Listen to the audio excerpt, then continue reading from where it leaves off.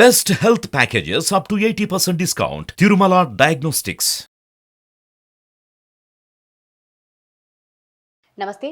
India's largest digital media network Suman టీవీకి స్వాగతం. ప్రస్తుతం మనతో ఉన్నారు ప్రముఖ వాస్తు జ్యోతిష పండితురాలు జయప్రద గారు. అమ్మ నమస్తే అమ్మ. నమస్తే అమ్మ. శ్రీమాత్రే నమః. అమ్మ 2024 నూతన ఆంగ్ల సంవత్సరంలో ద్వాదశి రాశి ఫలాల గురించి మనం చాలా చెప్పుకున్నాం. అయితే ఇప్పుడు మీన రాశి వారికి ఎలా ఉండబోతోంది? చాలా మంచి ఫలితాలే ఉంటాయి నాన్న. మీనరాశి చాలా బాగుంటుంది. ఎందుకంటే గురువు స్థానం, అది మీనరాశి అంటే వ్యయ స్థానం, గురువు ఉండే స్థానం. మీనం అంటేనే ఒక మ్యాజిక్ అంటాం. ఎందుకంటే వాళ్ళు అందరితో కలుపుకోగలరు, అందరినీ కలుపుకోగలరు, అందరితో కలవగలరు, అందరినీ కలుపుకోగలరు. సో చాలా ద్విస్వభావ రాశి అంటారు దాన్ని. సో మనుషుల్ని తొందరగా అర్థం చేసుకుంటారు వాళ్ళు. ఎదురు వాళ్ళు ఏం ఊహించుకుంటున్నారు, ఏ విధంగా మాట్లాడుతున్నారు అనేది వాళ్ళు తెలుసుకొని వాళ్ళు ఈ విధంగా మారిపోతుంటారు. సో అందుకని ఏంటంటే ఇప్పుడు ఏదైనా పూర్వం మన ఒక సామెత ఉండేది, ఈ ఊరు మంచిదా అంటే నీ నోరు మంచిదా అని అడిగేవాళ్ళు. నీ నోరు మంచిది, ఈ ఊరు మంచిదే అని చెప్పేసి. అంటే ఏంటి, మన ప్రవర్తన వల్ల అక్కడ ఉండే వాతావరణం మారిపోతుంది ఖచ్చితంగా. సో మీనరాశి వాళ్ళు ఆల్వేస్ వాళ్ళు అలాగే ఉంటారు. వాళ్ళు చాలా సాఫ్ట్గా మాట్లాడతారు, సాఫ్ట్గా అర్థం చేసుకుంటారు, ఎదురు వాళ్ళని ఈజీగా కలుపుకోగలుగుతారు. సో అందుకే వీళ్ళకి కష్టం ఎక్కడ వస్తుంది? అసలు కష్టం అనేది ఉండదు కదా వీళ్ళకి. ఎందుకంటే వీళ్ళు అన్ని అనుకూలంగా ఎదుటి వాళ్ళు కోపాన్ని, వాళ్ళ ఎదుటి వాళ్ళని ప్రశాంతతని, ఎదుటి వాళ్ళని ఆనందాన్ని అర్థం చేసుకునే మనస్తత్వం ఉన్నవాళ్ళు. అందుకని బాగుంటుంది మీనరాశి వాళ్ళకి చక్కగా. కాకపోతే ద్వాదశ రాశుల్లో ఒక్కొక్క రాశికి ఒక్కొక్క ఫలితాలు ఉంటాయి కనుక వీళ్ళకి ఒక ఫలితాలు ఈ ఇబ్బంది ఉంటుంది. అది పెద్దగా మనం పట్టించుకోవడం అవసరం లేదు, కానీ పట్టించుకోవాల్సిన పరిస్థితి ఉన్నప్పుడు దాన్ని పరిహారం చేసుకోవడమే. అమ్మ విద్యార్థులకు ఎలా ఉంటుంది? విద్యార్థులకి చాలా యోగకాలమే మంచిది, బాగుంటుంది. విద్యార్థులకి ఉద్యోగంలో విద్య చాలా బాగుంటుంది. అంటే ఇప్పుడు విదేశాలకు వెళ్ళి చదువుకోవాలన్న వాళ్ళకి, ఉద్యోగస్తులకి అన్నీ బాగున్నాయి. ఉద్యోగస్తులకు కూడా బాగుంది. ఓకే అమ్మ, వ్యాపార పరంగా చూసుకుంటే వీళ్ళు పెట్టుబడులు పెట్టాలి కొత్త వ్యాపారంకి, లేదా ఉన్న వ్యాపారాన్ని వృద్ధి చేసుకోవాలి అంటే మంచిదేనా? ఇవి ఆపాలన్న, ఈ సంవత్సరం ఆపాలి. వీళ్ళు కొత్తగా వ్యాపారాలు పెట్టుబడి పెట్టడం కానీ, వ్యాపారాలు చేయడం కానీ ఆలోచించకుండా కొంతకాలం వీళ్ళు ఆగడం వల్ల మంచిది. ఎందుకంటే మీనరాశి వాళ్ళకి పేరు ప్రతిష్టల మీద ఇబ్బంది పడే అవకాశం ఉంది. ఈ సంవత్సరం ఫలితాల్లో వీళ్ళకి వాళ్ళ పేరు మీద, వాళ్ళ ప్రతిష్ట మీద ఇబ్బంది పడే అవకాశం ఉంది కనుక జాగ్రత్తగా ఉండాలి. సో జాగ్రత్తగా ఉండండి. ఎక్కడ పేరు ప్రతిష్ట పోతాయి? ఇప్పుడు మనం నమ్మి డబ్బులు ఎవరైనా ఇచ్చారనుకోండి, మనం ఆ డబ్బులు కట్టలేదనుకోండి, సో అక్కడ మన పేరు పోయినట్టే కదా. సో ఎవరితో మనం మధ్యవర్తి ఉండి మనం ఇప్పించాం, వాళ్ళ డబ్బులు అక్కడ వాళ్ళు చేయలేదు, అది కూడా మనకి ప్రతిష్ట ఇబ్బంది పడినట్టే కదా. నువ్వు చెప్పావు, ఇచ్చావు, నీ అంతా ఇలాంటి వాళ్ళు అని చెప్పేసి అని. సో మన మీద ఉన్న మంచితనం, మన మీద ఉన్న నమ్మకం పోతుంది.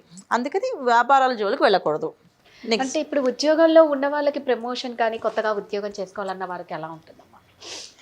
ప్రమోషన్లు అనేది వస్తాయి బాగానే, ఉద్యోగాలు కూడా బాగానే ఉంది, యోగమే. ఎందుకంటే వీళ్ళు కష్టపడి చేసేది ఏదైనా బాగానే ఉంది. ఉద్యోగం అంటే మనం కష్టపడి చేయాల్సిందే కదా. ఒక పొద్దున్నే లేవాలి, టైంకి వెళ్ళాలి, టైంకి కూర్చోవాలి.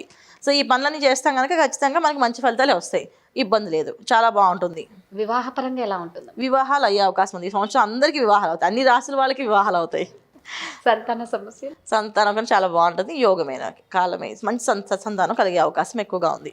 భార్యాభర్తల మధ్య దాంపత్య జీవితం కానీ బాగుంటుంది. ఎందుకంటే ఇప్పుడు మీనరాశి వాళ్ళకి జనరల్గా దాంపత్య జీవితం ఇబ్బంది ఉండదు. ఎందుకంటే సరెండర్ అయిపోతారు. వైఫ్ అనుకో, హస్బెండ్ బాగా కోపిస్తాడు అనుకో, సరే ఆయన కోపాన్ని మనం అర్థం చేసుకుంటే సరిపోతుంది కదా, ఆయన మిగతా విషయాలు మంచిదిగా అని అనుకుంటుంది. అలాగే భర్త అనుకోండి, సరే మా ఆవిడకి అన్ని విషయాల్లో అన్నీ బాగానే ఉంటుంది, ఏదో నోరు కొంచెం పారేసుకుంటుంటుంది, పర్లేదు దాన్ని అడ్జస్ట్ చేసుకుందాం అనుకుంటారు. అందువల్ల ఏంటంటే దాంపత్య జీవితం జనరల్గా మీనరాశి వాళ్ళకి రాదు, సమస్య రాదు అసలు. సో బాగానే ఉంటారు దంపతులుగా, వాళ్ళిద్దరు మంచి కప్పులు అని చెప్పచ్చు. ఆరోగ్య సమస్యలు ఎలా ఉంటాయి? ఆరోగ్య సమస్య జాగ్రత్తగా ఉండాలి. కొంచెం ఆరోగ్య సమస్యలు ఇబ్బంది పెట్టే అవకాశం ఉంది. ఇది ఇప్పుడు అదే చెప్తాం కదా, పేరు ప్రతిష్టల మీద ఇబ్బంది పడే అవకాశం ఉంది కనుక అనారోగ్య సమస్యలు కొంచెం శని భగవానుడు ప్రభావంగా ఉంటుంది వీళ్ళ మీద అని చెప్పి కొంచెం ఇబ్బంది పడే రాహు కూడా మారుతారు. సో అందువల్ల ఏంటంటే కొంచెం డబ్బు బాగా ఖర్చు అవుతుంది. ఆ ఖర్చు అవడం ఎక్కడ ఖర్చు అవుతుందంటే ఆరోగ్యం మీద, లేకపోతే వీళ్ళ వ్యాపారాల మీద ఖర్చు అవకాశం ఉంది. కోర్టు వ్యవహారాలు ఎలా ఉంటాయి? కోర్టు వ్యవహారాల గురించి వీళ్ళకి అనుకూలంగా కొన్ని వస్తాయి, అన్నీ రావు నాన్న. స్థిరాస్తులు అలాంటివి రావు. కొన్ని విషయాలు వీళ్ళ మీద, ఏదో చిన్న చిన్న విషయాల మీద కొన్ని నార్మల్ ఉంటాయి కదా, అలాంటివి మాత్రం ఫ్రీ అయిపోతారు వీళ్ళు. అలాంటి విషయాల్లో ఇప్పుడు చాలామంది డివోర్స్ రాక చాలా ఇబ్బంది పడుతుంటారు, డివోర్స్ వచ్చేస్తాయి. సో ఇద్దరు భార్య భర్త మధ్య సమస్య లేకుండా అది అయ్యే అవకాశం ఎక్కువగా ఉంటుంది, అది బాధ లేదు. కానీ స్థిరాస్తి మీద ఉండే గొడవ మాత్రం కొంచెం ఇంకొంచెం ఇబ్బంది పడుతుంది. సో దాన్ని నమ్మి డబ్బు ఖర్చు పెట్టడం కానీ, దాన్ని నమ్మి ఇంకా ఆ కేసుని ఇంకా కంటిన్యూ చేయడం కానీ చేయకూడదు.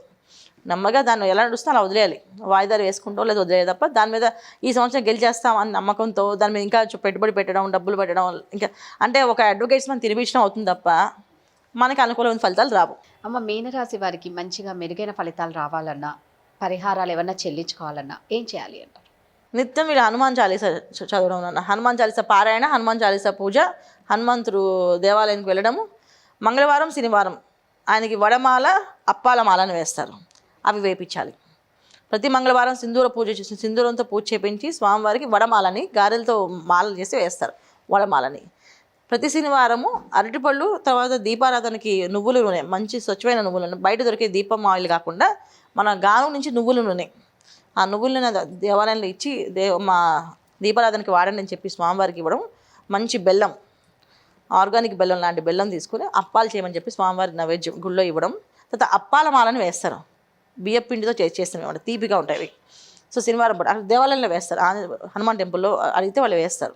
సో అలా తమలపాకులతో పూజ చేయించడము, అప్పాల మాల వేయించడం, శనివారం పూట సింధూరం పూజ చేయించడం, నువ్వుల నూనె ఇవ్వడం, బెల్లం దానం ఇవ్వడం వల్ల వీళ్ళకి ఆరోగ్య సమస్యల నుంచి బయటపడే అవకాశం ఎక్కువగా ఉంటుంది. మంగళవారం వడమాల చేయడం ఇవ్వడం వల్ల ఈ కోర్టు వ్యవహార విషయంలో, వ్యాపార విషయంలో ఇబ్బందులు ఉంటే ఆ ఇబ్బంది నుంచి తొలగి వీళ్ళకి కొంచెం బయటపడే అవకాశం ఉంది. మంగళవారం పూట ఈ స్వామివారికి ఇద్దరు ఈ రెండు కూడా మంగళవారం శనివారం ఆంజనేయ స్వామికి ఇవ్వాలి. సో ఈ పరిహారాలు చేయాలి వీళ్ళు. చేయడం వల్ల మంచి ఫలితాలు ఎక్కువగా ఉంటాయి. తర్వాత వీళ్ళు రుద్రాభిషేకం ఎక్కువ చేయించుకోవాలి, ఇంట్లో రుద్రాభిషేకం చేయించుకోవాలి. వీలైనంత కాలం ఎప్పుడు ప్రతి సోమవారం కుదిరితే ప్రతి సోమవారం, లేదా ప్రతి పౌర్ణమి కుదిరితే ప్రతి పౌర్ణమి ఇంట్లో రుద్రాభిషేకం చేయించుకోవాలి, ఇంట్లో చేయించుకోవాలి. పంతులు గారిని పిలిపించి రుద్రాభిషేకం చేపిస్తే ఆ తీర్థం వెళ్ళి తీసుకోవడం వల్ల ఆరోగ్యం మీద కొంచెం బాగా ఎఫెక్ట్ అవ్వకుండా కొంచెం జాగ్రత్త పడి బాగుంటుంది. అంటే ఆరోగ్య సమస్య కొంచెం ఎక్కువగానే ఉంది వీళ్ళకి. సో దాని నుంచి బయటపడాలంటే మనకి పరమేశ్వరుని అనుగ్రహించాలి. అది సో మీరు చెప్పిన పరిహారాలు చెల్లించుకొని మీరు చెప్పిన పూజలు చేస్తే మంచి ఫలితాలు ఉంటాయి. ఖచ్చితంగా మంచి ఫలితాలు, మంచి అనుకూలంగా జీవితాన్ని హ్యాపీగా ఉంటుంది. ఏదైనా సరే మనకి ఏ సమస్యకైనా పరిష్కారం అనేది ఉంటుంది ఖచ్చితంగా. దానికి మనం ధైర్యంగా ఉండాలి ఎప్పుడు కొన్నా. ఈ సమస్య వచ్చింది, దీని పరిష్కారం అంటే వెతకాలి తప్ప మనం ధైర్యాన్ని కోల్పోకూడదు. అది నేను చెప్పే ప్రతి ఒక్కరికి ఆ విషయం. నా దగ్గరికి వచ్చిన క్లయింట్స్కి అదే చెప్తా, మీరు ధైర్యంగా ఉండాలి ఏ విషయం. దీనికి ఎలాంటి పరిష్కారం వెతకాలి తప్ప దీన్ని మనం ఎత్తుకుని వేసుకుని అమ్మ మనకి ఇలా వచ్చేసింది, జరిగిపోయింది అనే భయంతో సగం అక్కడే నష్టపోతాం మనం. అది చేయకూడదు ఎప్పుడు. మీరు అన్నట్టు ధైర్యంతో మనం చేస్తే ఖచ్చితంగా విజయం సాధిస్తాం ఖచ్చితంగా. ధన్యవాదాలమ్మా. నమస్తే. శ్రీమాత్రే నమః.